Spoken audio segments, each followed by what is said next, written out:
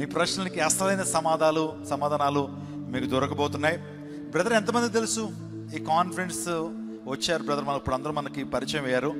ఈ కాన్ఫరెన్స్ రాకమునుపు ప్రవీణ్ పగడాల గారు ఎంతమంది తెలుసు? ప్రైజ్ ద లార్డ్, హల్లెలూయా.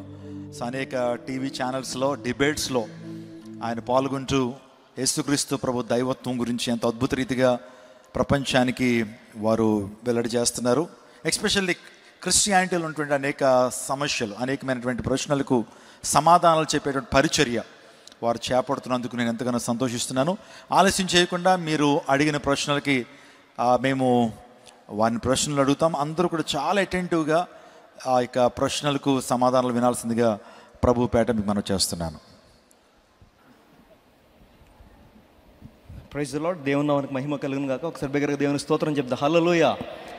ప్రభు అనుగ్రహించిన ఈ శ్రేష్టమైన సమయాన్ని బట్టి ప్రభువును స్తుతిస్తూ ఈ Q&A సెషన్లో మనతో పాటు బ్రదర్ ప్రవీణ్ పగడాల గారు ఉన్న చాలా సంతోషం. వారితో పాటు మన దైవజనులు రెవరెండ్ పాల్ ఇమాన్యుయల్ గారు కూడా కొన్ని ప్రశ్నలకు మనకు జవాబిస్తారు. సో చాలా క్వశ్చన్స్ మా దగ్గరికి వచ్చినాయి. వాటన్నిటిని మేము కేటగరైజ్ చేసి కొన్ని జనరల్గా అందరికీ ఉపయోగపడే కొన్ని క్వశ్చన్స్ అడగడానికి ప్రయత్నం చేస్తాం. Thank you so much for joining with us. It's really glad to have you. Morning సెషన్లో అద్భుతమైన మాటలు మీరు తెలియజేసినందుకు we are really thanking God and thank you so much for being with us. ప్రాముఖ్యంగా ఈ రోజున క్రైస్తవ్యంలో చాలా రకరకాల బోధలు చేయడం, చాలామంది విశ్వాసులు ఆ దుర్బోధలు వినడం ద్వారా కావచ్చు, might be through social media or through YouTube, there are lot of confusions in lot of concepts. అందులో ప్రాముఖ్యంగా ఎక్కువగా చాలామంది క్రైస్తవులు ఎక్కువ కన్ఫ్యూజ్ అయ్యే టాపిక్ ఏంటంటే trinity. When it comes to త్రిత్వం గురించి వచ్చినప్పుడు అనేక క్వశ్చన్స్ ఉంటాయి. Literally somebody has wrote a question, క్రైస్తవులు ముగ్గురు దేవుల్ని ఆరాధిస్తారా? తండ్రి, కుమార, పరిశుద్ధాత్మ, ముగ్గురు సపరేటా లేకపోతే ఒక్కలేనా? సో ఈ ట్రినిటీని మనం ఎలా జస్టిఫై చేయగలుగుతాం అన్న ప్రశ్న ఒక సహోదరు అడిగింది. We would like to have answer from you. Sure brother, this is a good question. మంచి ప్రశ్న ఇది. ఈరోజు ఉదయము కొద్దిగా చూచాయిగా నేను దాన్ని ప్రస్తావించాను. బట్ సెకండ్ సెషన్లో, which will be in the evening, which means final session, ఈ టాపిక్ను కొంచెం డీపర్గా డీల్ చేసే ప్రయత్నం చేస్తాను. అండ్ ఒక గంటలో అంతా చెప్పుకోలేము కాబట్టి ఇన్ కేస్ మీకు డీపర్గా దీని గురించి తెలుసుకోవాలి అని అనుకుంటే త్రిత్వం శిరసా నమామి అనే ఒక పుస్తకం తెలుగులోనే నేనే రాశాను. అది మీరు మీ అడ్రస్ పంపితే పాస్టర్ గారికి కానీ ఈ పాస్టర్ గారికి కానీ నేను బుక్స్ పంపుతాను. మంచి పుస్తకం అది. అది నేను ఎందుకు రాశాను అని అంటే మీ విజయవాడలో, అలాగే రాజమండ్రిలో, భీమవరంలో, కోదాడ దగ్గర అమీనాబాద్లో, ఇలా కొన్ని చోట్ల కొంతమంది మన ముస్లిం మిత్రులు, ముస్లిం సోదరులు ఈ ప్రశ్నలే అడిగారు. మీరు ముగ్గురు దేవుళ్ళని నమ్ముతారా?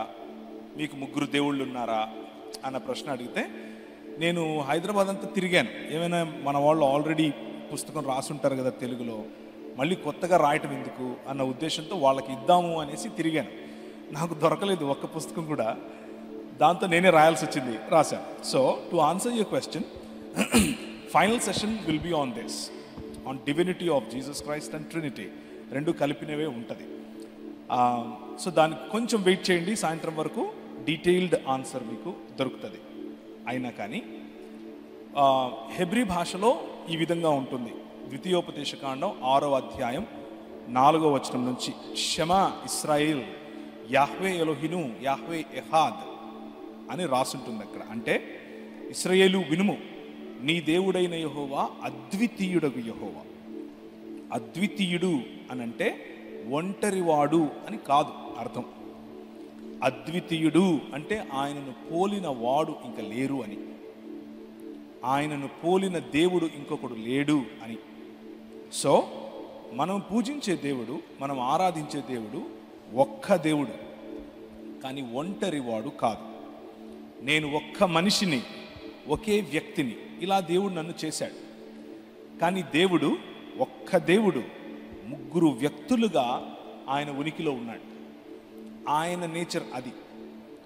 కేటగారికల్ ఎర్రర్ అని పిలుస్తారు దీన్ని.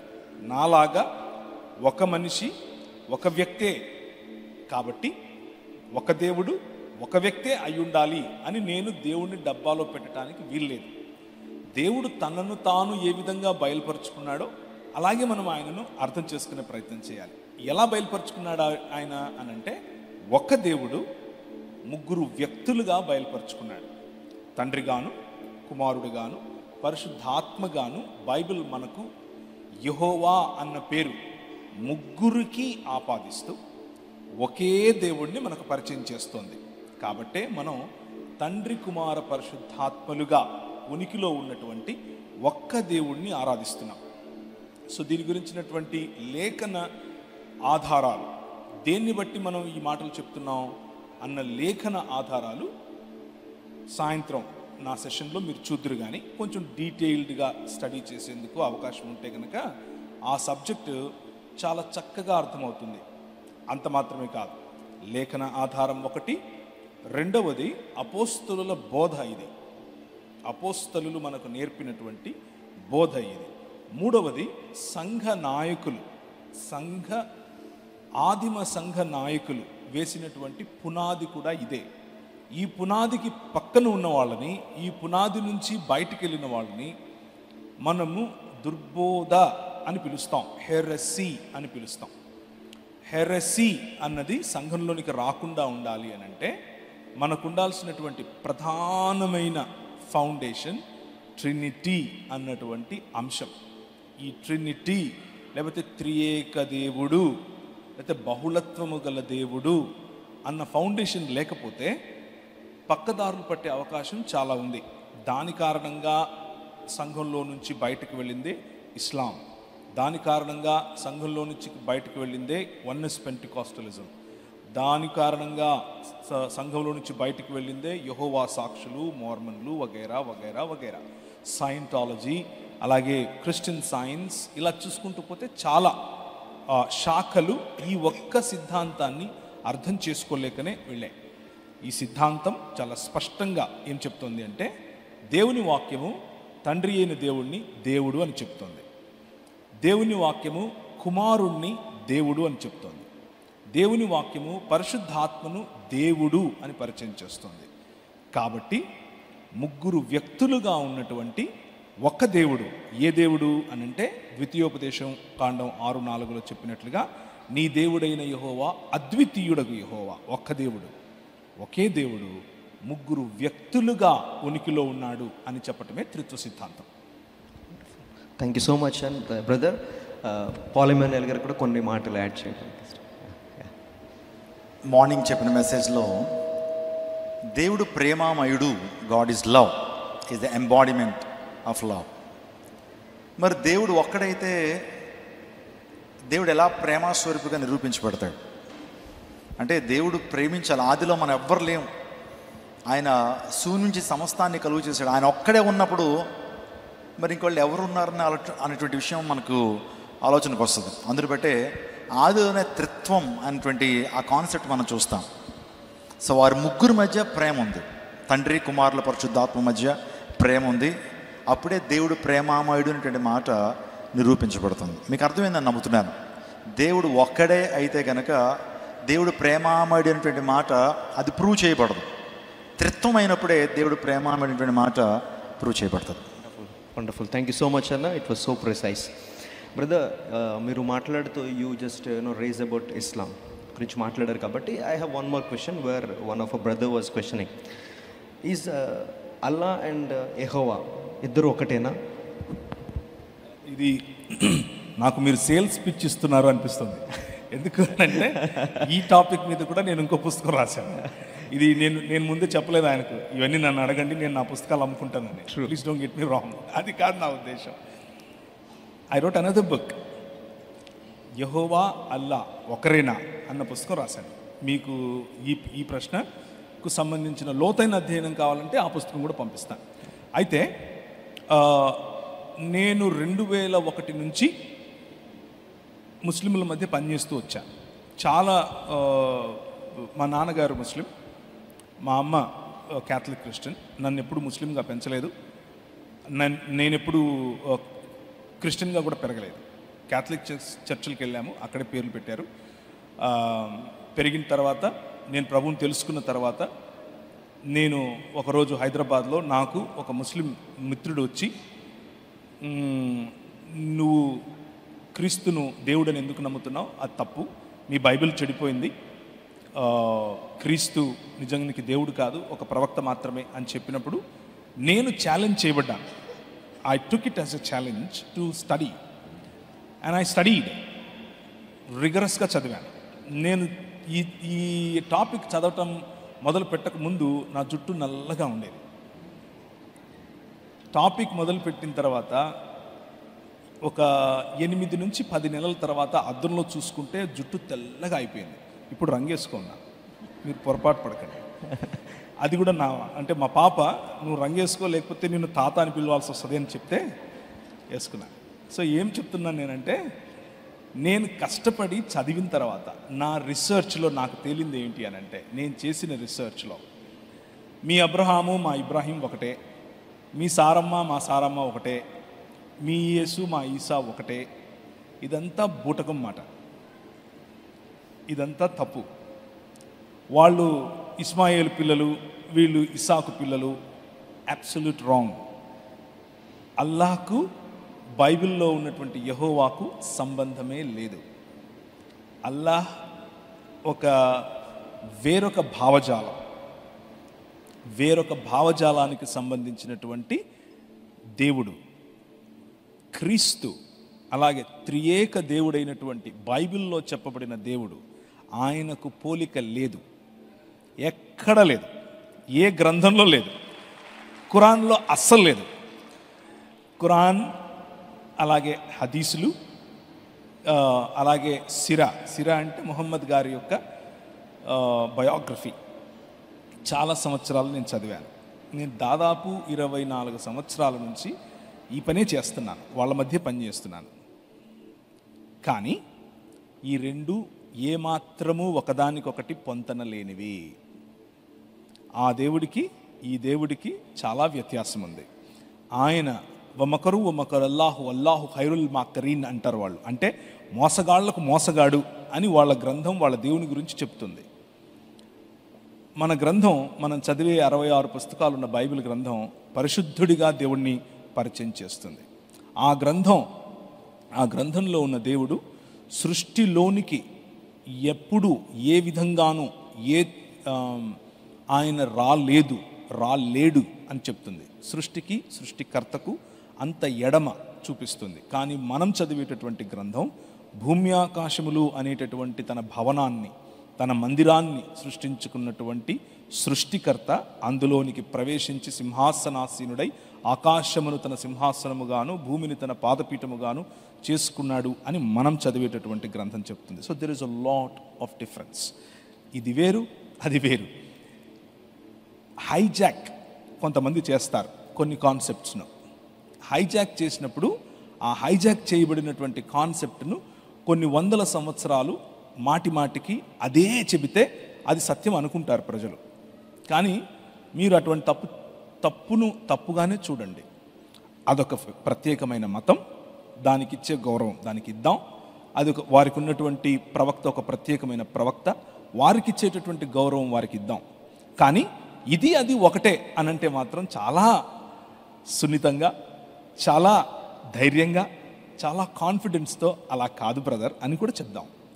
ఎందుకు అనంటే ఇది మతం కాదు, ఇది క్రీస్తు రాజ్యం, అది మతం, ముహమ్మద్ గారు నిర్మించినటువంటి ఇస్లాం. ఇది 66 పుస్తకాలున్న బైబిల్ గ్రంథం ప్రకటించేటటువంటి, పరిచయం చేసేటటువంటి త్రియేక దేవుని యొక్క భావజాలం, సంఘటితమైన ఐక్యత కలిగిన ఒక్క దేవుని యొక్క భావజాలం. అది ఒంటరివాడైన, ప్రేమించలేని, కేవలము జాలి చూపించగల దేవుని యొక్క భావజాలం. రెండిటికి అస్సలు పొంతనలేదు. Brother, it was so nice and clear. One more question. చాలా విషయాలు మీరు మాట్లాడుతూ ఉన్నారు కాబట్టి ఈరోజున సొసైటీలో కానీ లేకపోతే సోషల్ మీడియాలో కానీ చూస్తే క్రైస్తవ్యం మీద విపరీతమైన దాడి, యేసు ప్రభు దైవత్వం మీద చాలా విపరీతమైన దాడి. దేవుని మహాకృప ఏంటంటే క్రైస్ట్ టెంపుల్లో కావచ్చు, విజయవాడలో దేవుని సేవకులు పాల్ ఎమాన్యుయల్ గారు కావచ్చు, లేకపోతే దైవజనులు డాక్టర్ జాన్ వెస్లీ గారు యేసు ప్రభు దైవత్వం గురించి చాలా విషయాలు ప్రపంచానికి తెలియజేస్తూ వచ్చారు. But we want to hear some more things, we want you to add few things.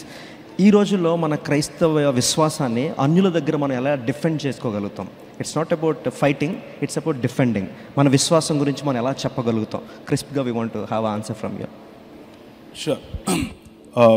I would request brother also to contribute after, what I have in my heart. Defending your faith. ఈరోజు first session మనం అదే చూసుకున్నాం. Defending your faith అంటే representing your king in a kingly way. నీ రాజును రాజసంతో ఆయన గురించి సమాజంలో, దేశంలో, ప్రతి రంగంలో చాటగలగటం. అలా చాటటానికి కొన్నిసార్లు మాటలు ఉపయోగించవచ్చు, తప్పేమీ లేదు. మాటలు ఉపయోగించవచ్చు, తర్కం ఉపయోగించవచ్చు, సైన్స్ ఉపయోగించవచ్చు, రాజకీయం ఉపయోగించాలి.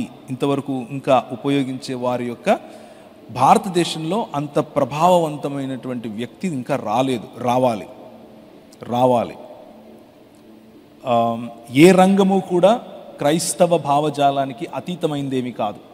ప్రతి రంగంలో కూడా క్రైస్తవ భావజాలాన్ని గట్టిగా, ముఖ్యంగా దేవుని రాజ్య భావజాలాన్ని గట్టిగా, పదిలంగా ప్రజల ముందుకు తీసుకుని వెళ్ళే వ్యక్తులు కావాలి.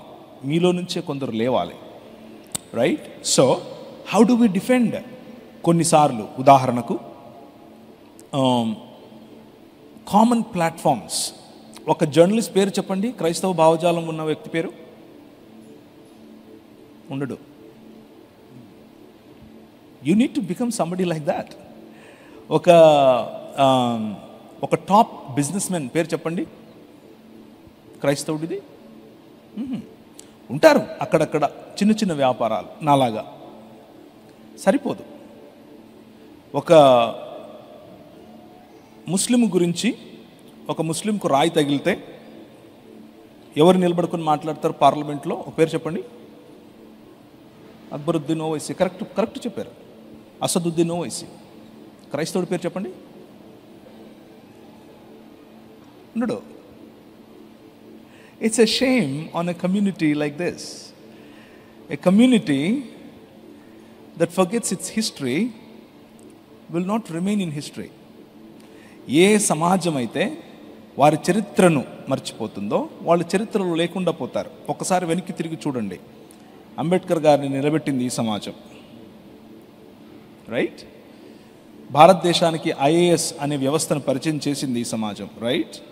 భారతదేశానికి ఐపీఎస్ అనే వ్యవస్థ పరిచయం చేసింది ఈ సమాజం. రైట్? భారతదేశానికి వైద్యం పరిచయం చేసింది ఈ సమాజం. అవునా కాదా? భారతదేశానికి విద్య పరిచయం చేసింది ఈ సమాజం. అవునా కాదా? స్త్రీలకు బట్టలు వేసుకోవాలి అని చెప్పింది ఈ సమాజం. అవునా కాదా? మీ ఇష్టం వచ్చిన రంగం తీసుకోండి.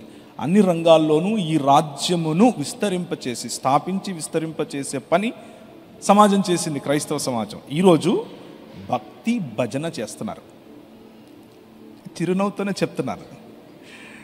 భక్తి భజన. ఆ భజనకు భక్తికి దేవుడు పడతాడు అని అనుకుంటే మీ కర్మ. That's not. అది కావాలి. భక్తి మంచిదే, బాధ్యత లేని భక్తి చెడు. భజన మంచిదే, ఆరాధన క్రియలలో రాని ఆరాధన చెడు. మతం మంచిదే, క్రీస్తు రాజుగా లేని మతం చెడు. ఈ మూడు, బాధ్యత లేని భక్తి, మతతత్వం, దీన్ని వదిలేసి ఎక్కడికో వెళ్ళాలి అన్న ఆత్రంలో నీ సమాజాన్ని మర్చిపోవటం. దీని కారణంగా క్రైస్తవ సమాజం సరిగ్గా క్రీస్తు యొక్క రాజ్యాన్ని, క్రీస్తు రాజు అని, ఆయన దేవుడు అని రిప్రజెంట్ చేయలేకపోతుంది. అన్ని రంగాల్లో మైక్ పట్టుకొని అరవటమే రిప్రజెంటేషన్ అని అనుకుంటున్నారు. గట్టిగా మాట్లాడటం రిప్రజెంటేషన్ అనుకుంటున్నారు. కొట్లాడటం నో, అవి కాదు మన క్రియలు. New creation. మనం ఒక నూతన సృష్టి. మనం నూతన సృష్టి అనే ప్రాజెక్ట్స్ తలపెట్టాలి. ఆ ప్రాజెక్ట్స్ ద్వారా క్రీస్తు రాజ్యాన్ని పరిచయం చేయొచ్చు. మన పెద్దలు అదే చేశారు. మన పెద్దలు ఓన్లీ మైకులు పట్టుకొని వాగలేదు. They showed it in their works. That's how you defend your faith. That's how you carry your faith forward. Only మాటలు, it will kill a society like this. ఇలాంటి సమాజాన్ని ఒకానొక రోజు పేపర్లలో విజయవాడలో కూడా క్రైస్తవులు ఉండేవారట అని రాస్తారు. ఇదే ధోరణిలో మనం వెళ్తే, if we can stand up on our feet and represent our King in every walk and every sphere of society, that's when you defend your faith. That's when you progress in your faith. చెప్పట్లు కూడా అద్భుతమైన answer brother మనకి ఇచ్చారు. Brother, one more question, like will talk about internally about the church. So ఒక సహోదరి ఒక question పంపించింది, it's from her.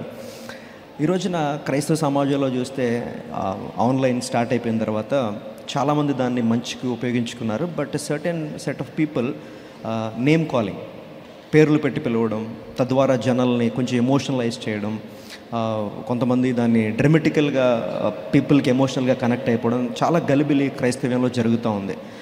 The question from her is it biblical? Bible దాన్ని సమర్థిస్తుందా అన్న క్వశ్చన్ వచ్చింది. So yeah, how much it is true, ఎంతవరకు అది నిజం?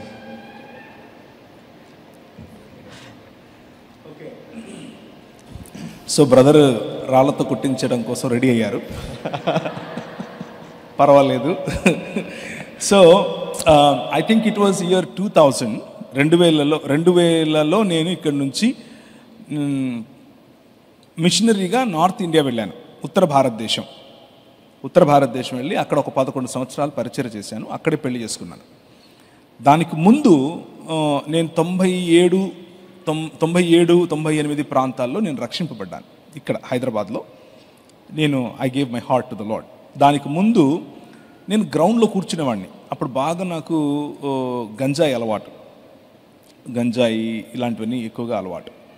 గ్రౌండ్లో కూర్చుని మేమందరం గంజాయి తాగుతూ ఉంటే ఆ గ్రౌండ్కు ఒకరోజు ఒక పెద్ద ఆయన వచ్చాడు. క్రిస్టియన్. నాకు పెద్దగా ఇంట్రెస్ట్ ఉండేది కాదు క్రిస్టియన్ మీటింగ్స్ అంటే, నాకు చాలా అస్సలు ఇష్టం ఉండేది కాదు. జోలికి కూడా వెళ్ళాను కాదు. ఆయన ఆ రోజుల్లో అంటే 95, 94, 96 ఆ రోజుల్లో పేర్లు పెట్టి పిలవటం మొదలుపెట్టాడు. ఆయన చెన్నైకి సంబంధించిన ఆయన్ని చూసి చాలామంది అదే చేయటం మొదలుపెట్టారు. బైబిల్లో కూడా అలాంటివి ఉంటే బాగుండేది. నేను చదివిన బైబిల్లో నాకు కనబడలేదు. అయితే నార్త్ ఇండియాకి నేను వెళ్ళే క్రమంలో నేను ప్రభుని అడిగాను, నాకు ఏమొచ్చు అంటే తుమ్ ఆతా హై తుమ్ జాతా హై, ఇంతే వచ్చు హిందీ. అక్కడికి వెళ్ళిన తర్వాత వాక్యం చెప్పాలి, ఎలా చెప్పాలి అని ప్రార్థన చేశాను మోకాళ్ళ మీద పడి. నాకు ఐ వాంట్ దిస్ లాంగ్వేజ్. వరదలాగా హిందీ మాట్లాడగలిగాను. నేను ఏ స్కూల్కి వెళ్ళలేదు, ఏ టీచింగ్ ట్రైనింగ్ తీసుకోలేదు. వరదలాగా మాట్లాడాను. తిరిగి వచ్చిన తర్వాత తెలుగులో ఒక్క ముక్క రావట్లేదు. పిలిచి ఇలా మాట్లాడమంటే సగం తెలుగు, సగం ఇంగ్లీషు, సగం హిందీ అలా వస్తుంది. ఏం చేయాలి? మళ్ళీ మోకాళ్ళ మీద పడి ప్రార్థన చేశాను. Bless me with Telugu language. వరదలాగా వచ్చింది. నేను పుస్తకాలు రాస్తే కూడా ట్రాన్స్లేట్ చేసినట్లుగా అనిపించింది ప్రజలకు. ఎందుకంటే అంత స్పష్టంగా తెలుగులో రాశాడు అని అనుకున్నారు. But it is not a training. God gave that gift. So the gifts of Holy Spirit, శుద్ధాత్మని యొక్క వరాలు, they are still available for you and for me. మనకు పరిశుద్ధాత్మ వరాలు ఈ రోజుకు ఇప్పుడు అందుబాటులో ఉన్నాయి. And he is still active. He can heal people. He can give you language. He can call you by name. ఇక్కడ ఒక చిన్న nuance. This is where you need to differentiate. మా ఊర్లో అంటే హైదరాబాద్లో ఒక ఆయన ఉన్నాడు, బోర్డు పెట్టాడు, ఇక్కడ మగపిల్లలు పుట్టడం కోసం ప్రార్థన చేయబడును అని పెట్టాడు. Do you see any problem in that statement? నేను ప్రార్థన చేస్తే మగపిల్లలే పుడతారు. సో స్పెషలైజేషన్, గైనకాలజీలో కూడా స్పెషలైజేషన్ అనమాట. Holy spirit doesn't teach you things like that. పరిశుద్ధాత్ముడు వాక్యానుసారంగానే వాక్యంలో ఉన్న సత్యాలే మీకు చెప్తాడు. వాక్యంలో ఉన్న వాక్యాన్ని స్థిరపరచడం కోసం నీకు గిఫ్ట్స్ ఇస్తాడు. ఆ గిఫ్ట్స్ తీసుకుని అంగడి పెట్టుకుంటాను, దుకాణం పెట్టుకుంటాను అని అంటే ఆశీర్వాదమే నీకు శాపం అవుతుంది. God is a blessing to us. నాకు ఆశీర్వాదమి అని గొనిగితే దేవుడు అన్నాడు, పూరేళ్లను ఇస్తాను, ఎంత ఇస్తానంటే నేను నోట్లో పెట్టుకుంటే ముక్కులేకొచ్చి ఎంత ఇస్తానన్నాడు సంఖ్యాకాండంలో. ఆశీర్వాదం ఇస్తాడు, దాన్ని అంగడి చేస్తే, దాని ద్వారా లబ్ధి పొందాలని చూస్తే, దాని ద్వారా వ్యాపారం చేయాలి అని చూస్తే 33 రాలగొడతాడు కూడా. జాగ్రత్త పడాలి. So to answer my question at a larger level, name calling is a small thing. కానీ the gifts of Holy Spirit, they are still available for all of us. మనందరికీ పరిశుద్ధాత్మ దేవుని యొక్క వరములు అందుబాటులో ఉన్నాయి. వరములు సంఘ స్థాపన, సంఘ విస్తరణ, దేవుని రాజ్యం కొరకు, అంగడి పెట్టుకోవడం కోసం కాదు. కళ్ళు మూసుకొని లచ్చమ్మ వచ్చిందా, 100 మంది ఉంటే ఒక లచ్చమ్మ గ్యారెంటీ ఉంటుంది. అర్థమవుతుందా? కళ్ళు మూసుకొని దావీదు రానానా, 100 మంది క్రిస్టియన్స్ ఉంటే డేవిడ్ లేకుండా ఎలా ఉంటాడు? ఉంటాడు. ఇక్కడ 11 మంది ఉన్నారా? చూసారా? ఉంటారు.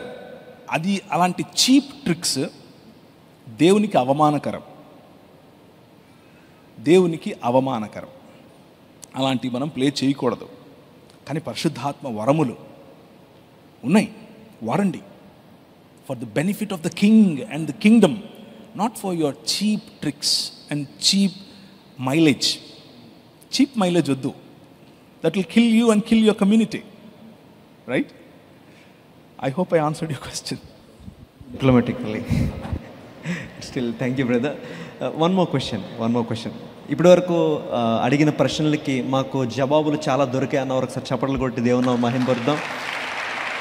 Hope it is benefiting everybody. Thank you, brother. One more question I want to put. ఈరోజున క్రైస్తవ సంఘంలో చాలా గలిబిలి ఉన్నది. అట్ ద సేమ్ టైం కాపరి లేకుండా చాలా సంఘాలు కనబడుతూ ఉన్నాయి. వాస్తవంగా చెప్పాలంటే విజయవాడ క్రైస్ట్ టెంపుల్లో సుమారు వారానికి 5 నుంచి 8 వేల మంది వస్తారు. ఎవ్రీ సెషన్లో లేకపోతే ఎవ్రీ సర్వీస్లో కూడా దేవుని సేవకులు ప్రతి ఒక్కరి కొరకు ప్రార్థన చేస్తారు. And he knows most of the names of the church people. But ఈ రోజున కొత్త సంఘాలు ఎట్లా ఉన్నాయంటే కాపరి లేకోకుండా స్క్రీన్లో కనబడే పరిస్థితి వచ్చేసింది.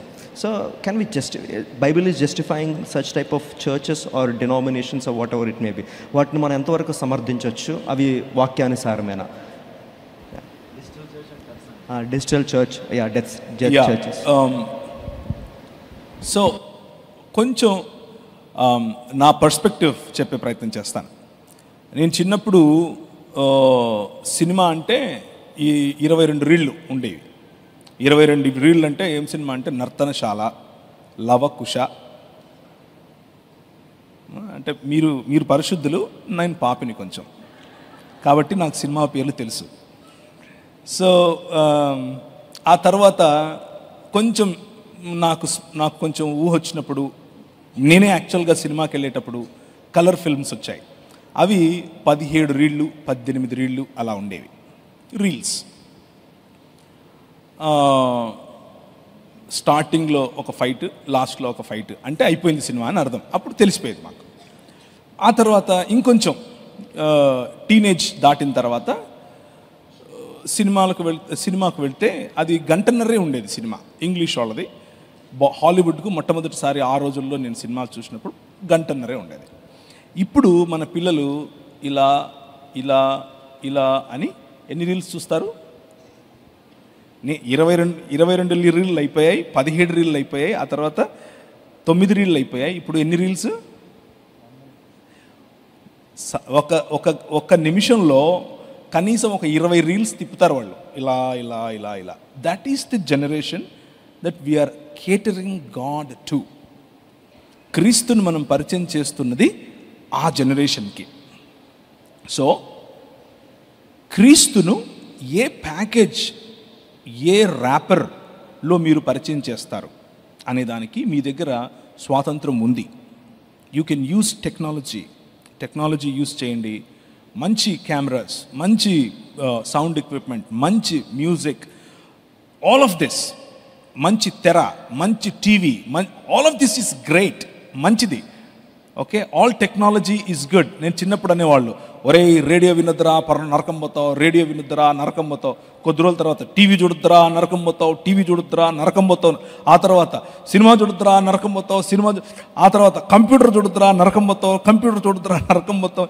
ఇప్పుడు ఫోన్ చూడొద్దురా నరకం పోతావు. No, all technology is great and that is for us. మన కోసమే అది, మనము దేవుని రాజ్యాన్ని విస్తరింప చేయటం కోసమే. అయితే any technology that substitutes fellowship and personal connection, వ్యక్తితో వ్యక్తికి ఉండాల్సినటువంటి కనెక్షన్, సంఘముతో వ్యక్తికి ఉండాల్సినటువంటి కనెక్షన్ తీసేసే టెక్నాలజీ ఏదైతే ఉందో అది నీకు శాపం అవుతుంది. కొందరు మానుకొనుచున్నట్లు మీరు మానుకోకుండా సహవాసములో ప్రతి సమయంలోనూ సహవాసంలో కట్టుబడి ఉండటానికి ప్రయత్నం చేయమని బైబిల్ మనకు ఆజ్ఞనిస్తోంది. So fellowship is very important. Fellowship with each other is very important. Fellowship with your leader is very important. లీడర్తో ఫెలోషిప్ లేకుండా దూరంగా ఉండి చూసుకోవాలి అని అంటే కొన్ని రోజుల తర్వాత ఇంట్లో కూర్చొని యూట్యూబ్ కూడా చూసుకోవచ్చు, మీరు ఇక్కడికి రావక్కర్లేదుగా. So this is a snare, ఇది ఒక ఉచ్చు. ఈ ఉచ్చులో మీరు పడ్డారంటే, ఎవరైనా అడిగిన వారైనా సరే, ఒకవేళ లైవ్ ద్వారా చూస్తున్న వారైనా సరే, ఎక్కడైతే సహవాసం మిస్ అవుతుందో, వ్యక్తితో పర్సనల్ టచ్ మిస్ అవుతుందో, అది మీకు ఇక్కడ ఏదో కొద్దిగా జ్ఞానము సంపాదించుకోవడానికి పనికొస్తుందేమో, కానీ ఆత్మీయంగా నిజమైన మనిషిగా మారటానికి కావలసిన ఇనుముతోనే సానబెడతారు అన్న పరిస్థితి నుంచి దూరం అవుతాం. So we should not do that. Any technology is great, use it, but the technology should not replace fellowship. మనుష్యులతో మనుష్యులకున్న సహవాసం, నాయకులతో మనుష్యులకున్న సహవాసం తీసివేసేటటువంటి టెక్నాలజీ మంచిది కాదు. దానికి దూరంగా ఉండటం మంచిది. మీ నాయకుడిని మీరు దగ్గరగా చూసినప్పుడు ఆ నాయకుడి ఒంటరితనం మీకు కనిపించాలి, ఆ నాయకుడి బలహీనతలు మీకు కనిపించాలి, ఆ నాయకుడి బలాలు మీకు కనిపించాలి, ఆ నాయకుడి తగ్గింపు మీకు కనిపించాలి, ఆ నాయకుడు ఎలా ప్రవర్తిస్తున్నాడు అనేది మీరు చూస్తారు. క్రీస్తుకు దగ్గరగా ఉన్నాడా లేకపోతే ఎచ్చులకు పోతున్నాడా అనేది మీకు కనిపిస్తుంది. క్రీస్తుకు దగ్గరగా ఉండే నాయకునితో కలిసి మీరు ప్రయాణం చేస్తే ఆ మాధుర్యం వేరు. టీవీలో కనిపిస్తే టచ్ ఏముంటుంది, పర్సనల్ టచ్. టీవీలో ఆబ్వియస్గా ఇక్కడ నేను కూర్చున్నాను అని అంటే డ్రామానే వేస్తాను, బాగానే కనిపించడం కానీ మీకు కనిపిస్తాను. అలా కాదు, నాతో దగ్గరగా ప్రయాణం చేయండి. మా జాషువా ఉన్నాడు, దగ్గరగా ప్రయాణం చేస్తాడు. పొద్దున్నుంచి సాయంత్రం వరకు నా బతికేంటో తెలుసు. అలా that is when you know personally ఒక వ్యక్తితో. That is how fellowship is built. That is how leaders are made leaders. మీరు నాయకులను తయారు చేయాలి అని అంటే నాయకులు ఉన్న సహవాసంలో పార్టిసిపేట్ అవ్వండి. That is how it should be.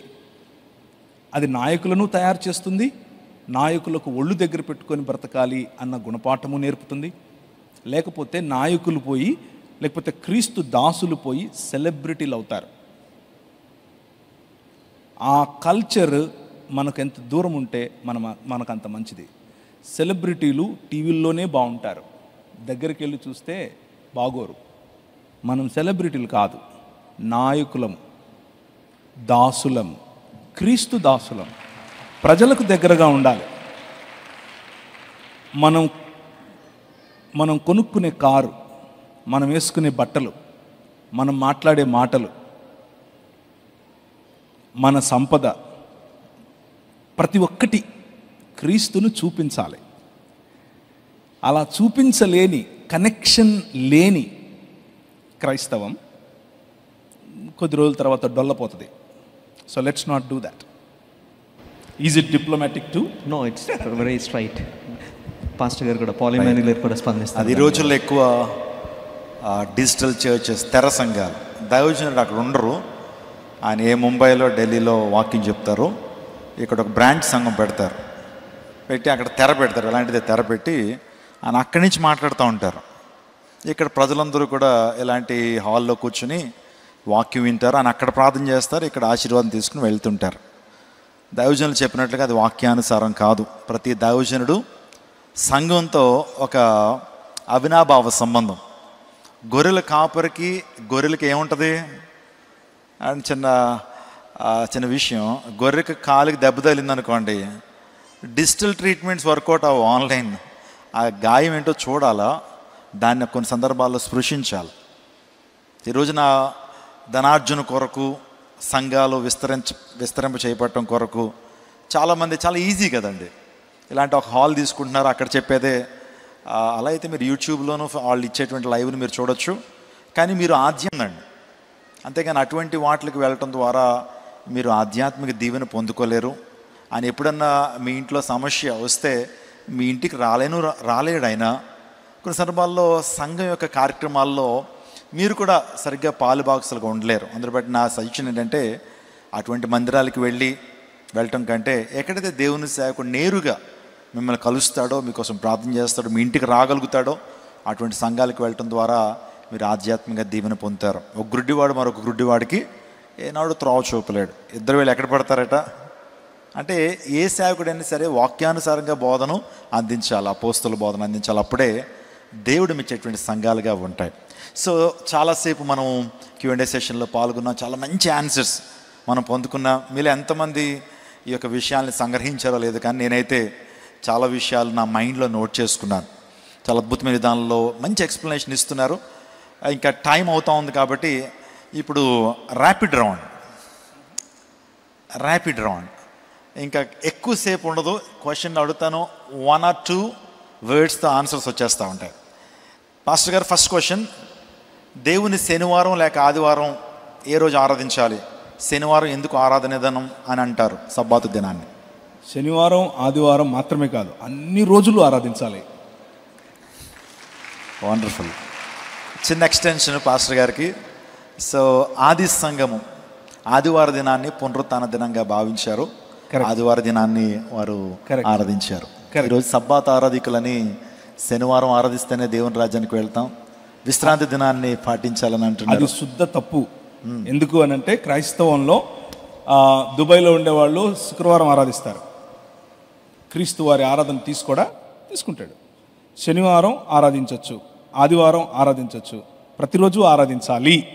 కానీ సోదరులు చెప్పినట్లు క్రీస్తు దినముగా, పునరుత్థాన దినముగా ఆదివారాన్ని మనం పరిగణిస్తాం. మనం సబ్బాతు చేయం, ఆరాధన దినం చేస్తాం. Next brother. మన మధ్యకు బ్లెస్సీ వెస్లీ గారు కూడా వచ్చారు, వారు కూడా Q&A సెషన్లో పాల్గొంటారు. జస్ట్ కొన్ని క్వశ్చన్స్ త్వరగా. It's a funny question pastor గారు. గర్ల్స్ అడుగుతున్న ప్రశ్న, బాయ్స్తో ఫ్రెండ్షిప్ చేయొచ్చా? Okay, I mean classmates. అంటే బాయ్ ఫ్రెండ్ అనే పదం వేరు, బాయ్తో ఫ్రెండ్షిప్ చేసే పదం వేరు. బాయ్స్తో ఫ్రెండ్షిప్ చేయొచ్చు. బాయ్ ఫ్రెండ్ చూస్ చేసుకోవాలంటే మీ అమ్మ నాన్నని అడగండి, నన్ను కాదు. Anyways, friendship is very good. బాయ్స్తో అయినా సరే, గర్ల్స్తో అయినా సరే. బాయ్స్ని ఫ్రెండ్స్ చేసుకోవచ్చు, గర్ల్స్ని ఫ్రెండ్స్ చేసుకోవచ్చు. పరస్పరం కూడా ఫ్రెండ్స్గా ఉండొచ్చు. కానీ హద్దులు ఉన్నాయి, లిమిటేషన్స్ ఉన్నాయి. యు నో, మీకు ఎలాంటి మాటలు మిమ్మల్ని మీ పరిశుద్ధత నుంచి దూరం చేస్తాయి, ఎలాంటి టచ్ మిమ్మల్ని పరిశుద్ధత నుంచి దూరం చేస్తుంది, ఎలాంటి సహవాసం మిమ్మల్ని పరిశుద్ధత నుంచి దూరం చేస్తుంది అన్నది మీకు తెలుసు. సో జాగ్రత్త పడండి. నాకు ఆడపిల్లలే అందరూ. నాకు 14 మంది పిల్లలు, 2 బయోలాజికల్, నాకు పుట్టిన వాళ్ళు 2, మిగిలిన వాళ్ళందరూ ఇంట్లో పెరిగిన వాళ్ళే. కానీ నేను వాళ్ళకి చెప్తాను, మా ఆడపిల్లలకు చెప్తాను, యూ నీడ్ టు నో, ఒకరు చూస్తున్నారు అంటే ఎలా చూస్తున్నారు, ఏ దృష్టితో చూస్తున్నారు మీకు తెలియాలి. ఒకరు టచ్ చేస్తున్నారు అని అంటే అది గుడ్ టచ్చా బ్యాడ్ టచ్చా మీకు తెలియాలి. అదే పనిగా దాని గురించి నా భార్య వాళ్లకు క్లాస్ తీసుకుంటుంది. This is wrong and this is good. So friendship is good as long as it is in its own limitations దాటకూడదు. ఫ్రెండ్షిప్ ఇంటి వరకు రాకూడదు. ఇది గుర్తుంచుకోండి ఆడపిల్లలు. మన సమాజంలో ఒకవేళ బాయ్స్తో కలిసి మీరు ఆడుతూ ఉంటే, బాయ్స్తో కలిసి మీరు తిరుగుతూ ఉంటే, బాయ్స్తో కలిసి మీరు పరీక్షల్లో పాల్గొంటూ ఉంటే కాన్ఫిడెంట్గా ఉండండి, తప్పేమీ లేదు. కానీ దానివల్ల సమాజంలో మీకున్న ఇమేజ్ నాశనమయ్యే ఫ్రెండ్షిప్ వద్దు. ఆ ఫ్రెండ్షిప్ మీ ఇంటి దాకా రావడం వద్దు. దానివల్ల భవిష్యత్తు ప్రాబ్లం ఉంటుంది. భవిష్యత్తులో చాలా ప్రశ్నలు వస్తాయి. అలాంటివి రాకుండా మేనేజ్ చేయడం కోసం చేయడం మంచిది. కాబట్టి వీలైనంత వరకు మీకంటే చిన్నవాళ్ళను తమ్ముడు అనే పిలవండి. వీలైనంత వరకు మీకంటే పెద్దవాళ్ళను అన్నయ్య అనే పిలవండి. ఫ్రెండ్ అయినా సరే అన్నయ్య తమ్ముడు అనే పదాలు మంచివి. వాటిల్లో మనకు మంచి బంధం ఉంటుంది. అలా కాకుండా ఒరే రారా పోరా అని చేతులు మీరు వేసి వాళ్ళు వేస్తే అది మీ పరిశుద్ధతకు, మీ వ్యక్తిగత జీవితానికి భవిష్యత్తులో ఇబ్బంది అవుతుంది. వండర్ఫుల్. గట్టిగా చప్పలు కొట్టండి ఒకసారి. ఆన్సర్ దొరికిందా? ఎవరు అడిగారో నేను లేకమని అడగను. ఓకే, ఆన్సర్ దొరికింది. పాస్టర్ గారు మనం ఇంకా ఫాస్ట్గా వెళ్దామండి. ప్రసాదం తినచ్చా? తినొద్దు. బొట్టు పెట్టుకోవచ్చా? పెట్టుకోవద్దు. వండర్ఫుల్. కానీ పెట్టుకున్నా ఏం కాదు. రైట్. మీకేమి దాన్ని ఏమంటారు, నరకాలు గిరకాలు ఏమి రావు. కానీ మీరు ఇప్పుడు ప్రత్యేకంగా వెళ్ళి బొట్టు పెట్టుకోవడం మొదలు పెట్టకండి. ఆల్రెడీ బొట్టు పెట్టుకునే వాళ్ళు ఉంటే వాళ్ళని చూసి నువ్వు నరకం పోతారని చెప్పకండి. అందరినీ యాక్సెప్ట్ చేయండి, మనుషులుగా ఉందాం. బొట్టు పెట్టుకోవద్దని చెప్పారు కదా, వివాహ సమయంలో ఎందుకు బొట్టు ప్రేమిస్తున్నారు? వివాహ సమయంలో ఎందుకు బొట్టు ప్రేమిస్తున్నారు, ఎందుకు పెట్టుకుంటున్నారు? ఓకే, బొట్టు వెనుకలు ఉన్న సిద్ధాంతం, హైందవ సిద్ధాంతంలో బొట్టు వెనుక చాలా కథ ఉంది. దానంతటికి వెళ్లకుండా సింపుల్గా అలంకరణ వరకు అయితే, అలంకరణ వరకు ఏ అలంకారమైనా సరే బైబిల్ గ్రంథం దాన్ని తప్పని చెప్పదు. స్త్రీలు అలంకరించుకోవటంలో తప్పేమీ లేదు. కానీ ఆ అలంకరణ వెనుక ఏదైనా మతపరమైనటువంటి చిహ్నం ఉంటే ఆ అలంకరణ మనల్ని విగ్రహారాధనకు దారితీస్తుంది. కాబట్టి మతపరమైనటువంటి చిహ్నమే ఈ కుంకుమతో పెట్టేటటువంటి బొట్టు. కాబట్టే దానికి దూరంగా క్రైస్తవ సమాజం ఉండడం మంచిది. చాలామంది అంటున్నారు క్రైస్తవ్యం అనేది ఆదాము నుంచి ఇప్పటి వరకు ఉండేటువంటి ఆ యొక్క స్పాన్ ఏదైతే ఉందో 6000 సంవత్సరాలే, బైబిల్ చరిత్ర 6000 సంవత్సరాలే, కానీ మా చరిత్ర కొన్ని లక్షలు కోట్ల సంవత్సరాలు అంటున్నారు. So how would you justify that? లక్షల కోట్ల సంవత్సరాలు ఉన్నట్లు దాందే ముందు ఎవరైనా ఎన్నైనా నంబర్లేసి చెప్పచ్చు. ఆధారం, ఉదయం మనం చూసుకున్న ఫస్ట్ క్లాస్లో రీజన్ ఉండాలి, ఆధారం ఉండాలి. ఆధారం లేదు. నేను యాక్చువల్గా ఇస్కాన్కు సంబంధించినటువంటి స్టేట్ ఆఫ్ మ్యాసచ్యూసెట్స్కు సంబంధించిన ఇస్కాన్ డైరెక్టర్ గారితో నేను ఒక 2 hours డిబేట్ చేశాను. అది యూట్యూబ్లో కూడా ఉంటుంది, మీరు చూడండి. ఆయన ఒక డేటా సైంటిస్ట్. అంటే డేటా సైన్స్ అనేది ఇప్పుడు లేటెస్ట్గా ఉన్నటువంటి హైలీ పెయిడ్ జాబ్ అనమాట. Data scientist, he knows his numbers very well. ఆయన పురాణాలలో ఉన్నటువంటి కల్పాల తర్వాత వచ్చినటువంటి యుగాల తర్వాత సంవత్సరాల తర్వాత రోజులు, వీటన్నిటినీ లెక్కేసి ఇన్ని లక్షల సంవత్సరాలు అని చెప్పే ప్రయత్నం చేశాడు. అయితే అలా ఇన్ని లక్షల సంవత్సరాలు అని చెప్పడానికి రాసుకున్నటువంటి పుస్తకాల్లో ఏమాత్రము అవి సైన్స్కు నిలబడవు అని చాలా స్పష్టంగా ప్రూవ్ చేశాం. మీరు చూడండి, అది ఇంగ్లీష్లోనే ఉంటుంది, చాలా బాగుంటుంది కూడా. Okay, so to the point, అదంతా ఒట్టి బూటకం. క్రీస్తు పూర్వం మహా అయితే 6-7 శతాబ్దాల క్రితమే వేదాలు మౌఖికంగా చెప్పబడ్డాయి. ఇంతవరకు సంస్కృత భాషకు లిపి లేదు, ఈ రోజుకు కూడా లేదు. కాబట్టి సంస్కృత భాషలో ఉన్నటువంటి వేదాలకు లిపే లేనప్పుడు పుస్తకాలు ఎక్కడి నుంచి వస్తాయి? మొదటిది. రెండవది, కొన్ని వేల సంవత్సరాల క్రితం మేము రాసుకున్నటువంటి పుస్తకాలు అని చెప్పే రామాయణ మహాభారతాలు గ్రీకుల గురించి, గ్రీకులు భారతదేశం రావడం గురించి రాశారు. అంటే అలెగ్జాండర్ గ్రీక్ ఎప్పుడొచ్చాడు భారతదేశానికి? క్రీస్తు పూర్వం మహా అయితే ఎప్పుడు గుర్తులేదా? చూడండి ఒకసారి మళ్ళీ సోషల్ స్టడీస్ 7వ తరగతి 8వ తరగతి అప్పుడే రాయబడ్డాయి అవి.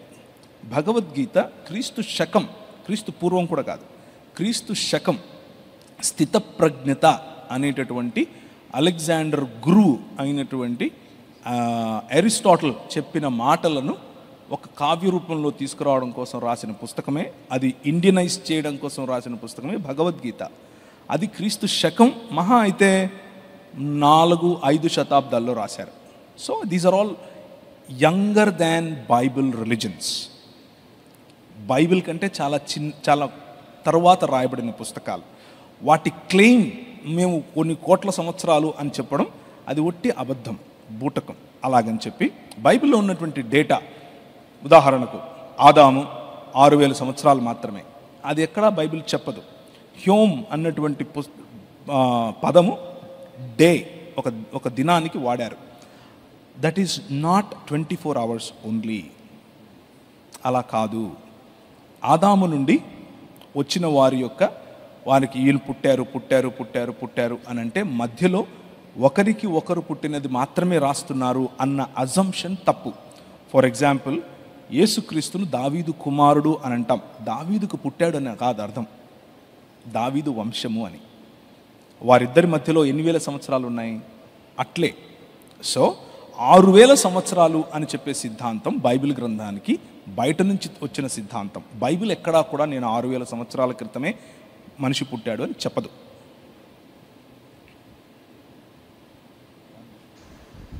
వండర్ఫుల్ అండి, గట్టిగా చప్పలు కొడతాం ఒకసారి.